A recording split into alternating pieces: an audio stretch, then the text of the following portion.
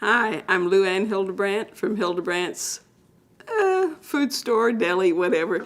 Been here for 140 years, and I'm the fourth generation that's worked there. I'm to actually talk to you about German fare in the South, which we don't know much about. Simply because when my grandfather came here in 1892,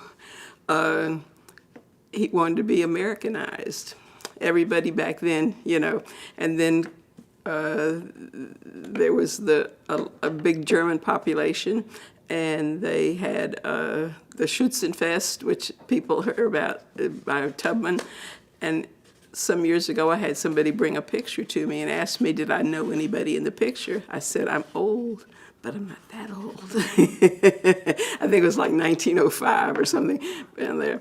Yeah, but my grandparents were married in 1908, and then they raised 8 children there in the store. My dad was the oldest son, and the reason I'm in the business now is because my brother had an accident and was not able to maintain the biz. So that's why I'm there now. But my history of the German fare was only what the cold cuts that my dad sold. He got cold cuts and brats and stuff like that from Milwaukee, bread and cheese, back as far as I can remember. But my family did not eat any German type fare, other than like at Christmas. I had an Auntie Chris who made Pfeffernusse cookies, and we always look forward to those. Yeah, so that's what I can tell you about German in there. My grandfather, like I said, wanted to be Americanized, everything. And then World War I, World War II, it wasn't popular to be German. And so everything was, you ate American, you ate Southern, you ate whatever, like that sort of thing. But my first job was teaching in a parochial school in Connecticut, and they still had a German service in the late 60s. And so they thought with a name like mine, I should sprechen Sie Deutsch or something, but nein. I took a little German in college, but that's it. Like I said, being the fourth generation, my grandfather bought out his uncle who had started the business and built that building that we're in now in 1896.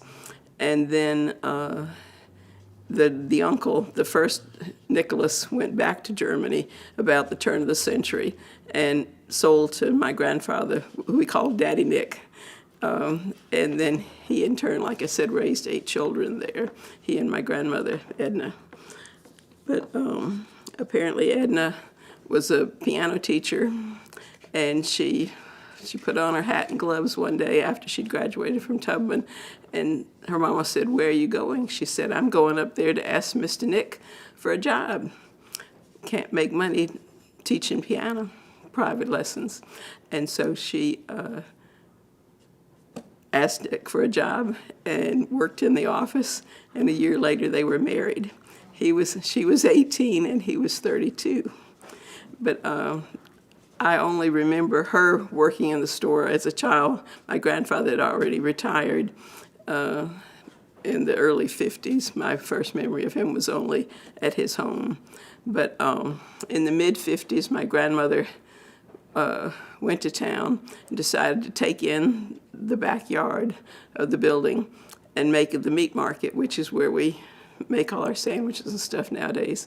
But one of the vendors had gone by to see my grandfather on a daily or weekly basis. He'd go visit him, and he said, "It's real nice what Miss Edna's doing at the store." And he had to get in a cab. He didn't drive. He got in a cab and came to see. And yeah, she was quite the business person, they say. Yeah. The German immigrants, when they came there was a goodly group, and apparently they did stick together. We only had groceries in our business, and the meat market was across the street. That was Dietrich Tim, the D. Tim's building now, and he, in turn, they would bring other relatives over, and he married a Marshak, and then a Marshak in turn brought her brother and other people from northern Germany, where they were all from, and then Marshak married a Hildebrandt, and that's how we're all kind of related there now. Yep.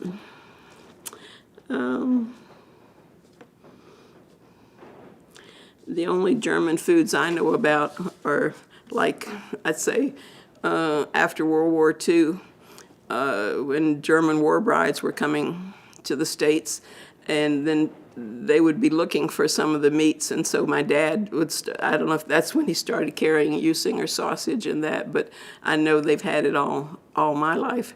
But that's the cold cuts, they call it Kalteraufschnitt when it's a combination, a plate or something like that. And bread, he would order breads and meats and even like Limburger cheese from Wisconsin, simply because people didn't have it around here. Yeah. But what I've known about German food now is what I've learned from friends whose parents were German and so forth. Yeah. Anything else? I don't know if I had anything else I was going to say. I can ask you a question. You have some? Go for it. Tell us about how did so you're a wonderful cook. I mean, the food you prepare is excellent every time I come there. So did you learn this from your family? To make this stuff, to make these sandwiches, or how did you learn, like, the potato salad? Is out of this world? All right, the potato salad we never made until I had a girl that worked for me probably a little over 20 years ago, and her mother was from Mannheim, Germany. And she said, I think we could make some German potato salad. And so she started, I've tweaked it since then, but it's basically her mom's recipe. And every day, every region or every town had their own recipe and how they did it. Some people eat onions, some people don't eat onions, etc. But hers was always, you served it room temperature, or else if it wasn't room temperature, if it had been refrigerated overnight, she'd come in and either put hot water or broth of some kind with it and just serve it at room temp. But most of my customers prefer it hot. That's why I do serve it hot. But I did have somebody recently ask, can you make it without bacon? And I said, I don't know what I'd put in it to be bacon. German potato salad, I think, mostly always has bacon. Yeah. Okay. Where you get it, it's good with bacon. That's part of it. Well, the sandwiches, my dad started making probably in the 60s, early 60s, when people would go home for lunch. And one day he was eating a sandwich and somebody said, Louis, where'd you get that? He said, well, I don't get to go home for lunch in the middle of the day when everybody had a big meal in the middle of the day. And so that's why it started out as a Hildebrandt special. Whatever Louis put on your sandwich is what you got that day. And it changed from day to day. Never was, but now we have it more uniform. Unless you tell me there's something you don't want, you're going to have the same four meats. Yeah. Thank you. Can you talk a little bit more? I'm very interested in, like, you growing up and, like, visiting the store or, like, that kind of life. What was that? Well, growing up, we didn't get to go down to the store until I think I was like in 8th grade. My grandmother had some surgery, and so they let me come to work on Saturdays. And I looked at that as a good sitch. I didn't have to do housework at home. And I got paid to work. Well, but I do remember on Sundays, sometimes we'd always say, Daddy, please take us to the store. We want a sandwich for lunch. I mean, he'd been there 6 days a week. We didn't understand why he didn't want to go on Sunday too. But yeah, thank you. Thank you. I love, like Harvey was saying, your sandwiches, the names, are those from people, the family, or just people that have come up with the ideas for the sandwiches? Because you got Rachel, which is my favorite. Yeah. You got all these different names. The Louis D, I'm assuming that's for your... The King Louis were all named for Louis. Yeah, originally it was a Hildebrandt special, or it was called the Secretary special, or your name on it was a special.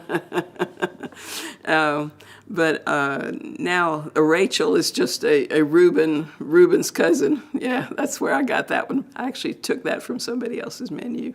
It's delicious. Yeah, Yeah. What about the building? I mean, you said about the back and how it's extended. You know, when I come in there, I'm always marveled by the art when I look around in there, because it's like, you know, you can picture what once was, because it was a store originally with the back, and so there were rows probably of store. It was probably like a grocery store in there, wasn't it? Yes. Apparently, it was all big marble counters, there, which I do have a couple pictures of, where goods were all laid out on the marble counters, whether it would be your produce or even before canned goods, everything was in like wooden boxes and so forth. Yeah, but then just about, 3 years ago, we took the shelves off the wall, and in an attempt to make more of a restaurant out of it or that, because the grocery store wasn't happening. I mean, I've been there since the mid-'70s when I came back to help my dad, and I thought, well, I'll straighten him out and I'll be gone in a year or so. Because I taught school, I lived in Connecticut, I lived in Oregon. I was ready for another adventure at that point. But God had other plans for me, and I've still been there, yeah. But kind of like It's a Wonderful Life. Remember the movie where he was going to go around the world and go over there and stay with the Bailey Loan Company in India because it was home, and that was, you know. Well, like even in the last 20 years is when we started taking the shelves off the middle and making it more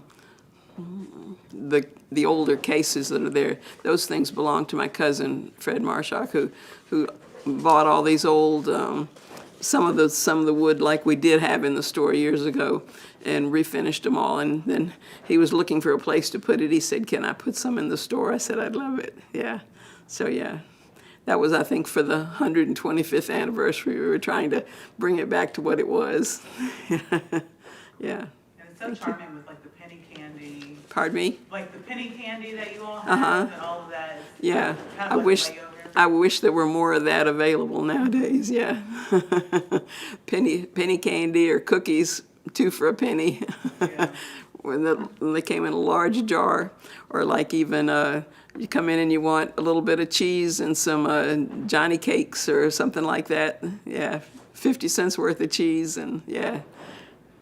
I still do a little bit of that. Yeah.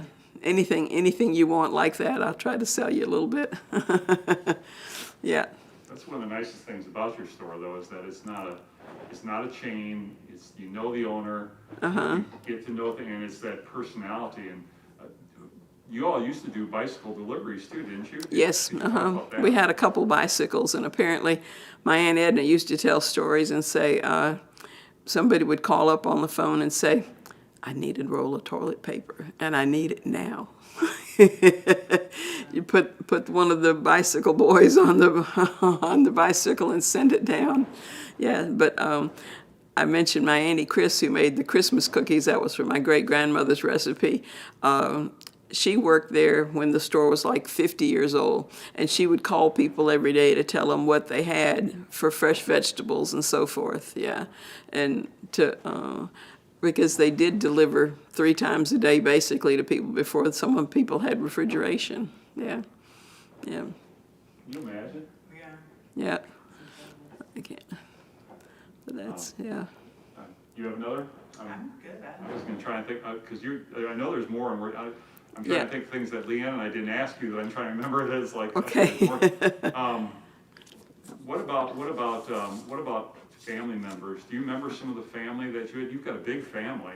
Do you remember some of your family that was there, that was involved? That was, I know, you know, I mean, was the whole family originally involved with the store there? Because I know all the children, yeah, the 8 children in my dad's generation all worked in the store, and then, like I said, my cousin Fred Marshock, who's a retired doctor now, he worked there. He said when he was 2 years old, he was stacking cans, and he thought he'd done a really good job. He was stacking cans of Campbell's soup, and he had all, because they all looked alike. And my grandfather let him know that he didn't read, though. He didn't know, yeah, that they were supposed to all be different flavors, yeah. But, and my Aunt Edna and Julia, they worked there during World War II when their brothers were all in service. And so they with my grandparents kept the business going then, yeah. And then after that, my Aunt Edna went to nursing school, and yeah. Yep. How has it been having a restaurant with such like a down-home charm to it, watching like the city around it change? Yes, yes, it's been. I remember like in the 70s when downtown left to go to the malls. They said, "Aren't you going?" I said, "No, I'm going to wait for it to come back here." And it is slowly but surely. Well, I mean, I did try to keep the grocery business going for years, but it wasn't happening. So we had to make a change, about 10 years ago now. Yeah. I wish that we had a grocery store downtown, because I Yeah. can't tell you how many times where I've been at work and I'm like, gosh, I could use a roll of toilet paper, or I could use a bread to take home with some milk, Well, you know? I remember having a customer call and said, "Well, you ought to let people have their husbands call and they can come by and get this on their way home," and so forth. Yeah. It's just, I know it's too much to keep up the inventory and everything. It's Yeah, gotta be crazy. It's gotta be crazy. One of the things, one of the last things I wanted to ask you was, you know, to me, when you walk in that door, I know you work really hard and you're back there preparing sandwiches, but it's got to feel like home to you, because you know your family's been involved with that going way back. Yes. And that's got to be a wonderful feeling. You walk Yes. in there and to me, I go in there, it's like I love the place because you know there's the family. You look at the old pictures on the walls, and it's like it's got personality and it's got a soul. You know, it's been Yeah. there. Yeah. To you, it's got to be even stronger. Yeah, well, growing up, I just knew my dad worked in a grocery store downtown. We didn't know the history behind it. But then, yeah, as I changed, and after I did teach school and then came back here to help him. And if anybody was going to maintain the business, it was up to me. That's why I've been hanging in there as long as I have. Yeah, but it is home, and I wouldn't be happy if I wasn't there. I don't think. Yeah, thank you.